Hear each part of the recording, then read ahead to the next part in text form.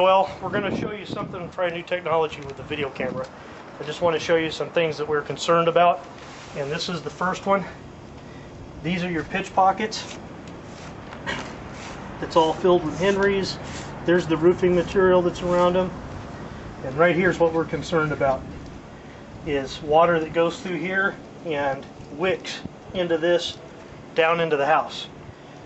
And as you can see, because we had to have a ledger here, then anything that goes up against this stuff just rots it out.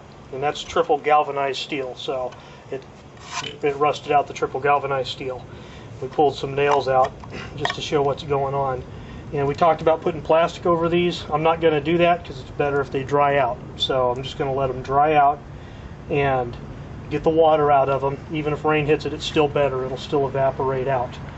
And so what we're going to try and do, what Jonathan's idea is to create a steel barrier around this thing that incorporates the connectors for these two beams, and then another piece that wraps over the top.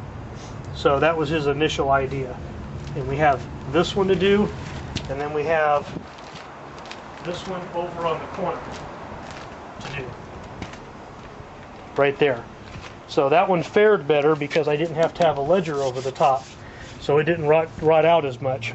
But what we're concerned about, if you look down in here, we've redone this one twice now, and you can see that it's cracking. See the material that cracks right in here where my fingernail is, and then right in here. So just different materials. There's one there, and that's in a protected spot that didn't see a lot of sun. This plant was actually over the top of it. So those are our two concerns there. The one we fixed way back was this one. That used to go in the wall.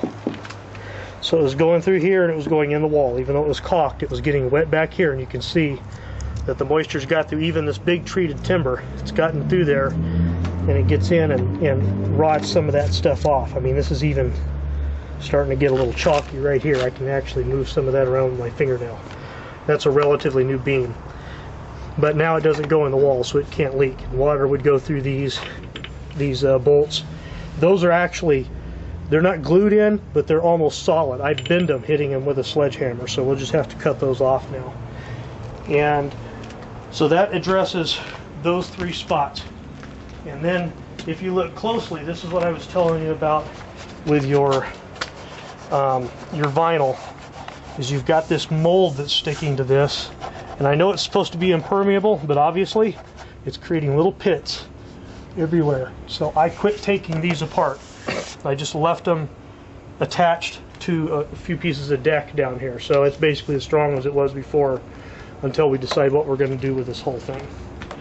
And the other point I want to make is, if you look, you'll see all this debris in here. This is what I wanted to show you guys. This is from the bamboo. So apparently bamboo is a bad plant to have up here because the leaves can just go right on through. And remember, this is only from when Dave and I came up to do the work the first time. So that's only been a couple of years. So if you look over to the right, you just keep scanning to the right, there's where some other plants were. So that's all just dirt that's either fallen out of the bottom or whatever. So whatever we do, that'll be an issue unless you know, it's just a real clean environment. But as long as there's plants, we'll probably get something like that. So now let me show you. I'm going to head up to the top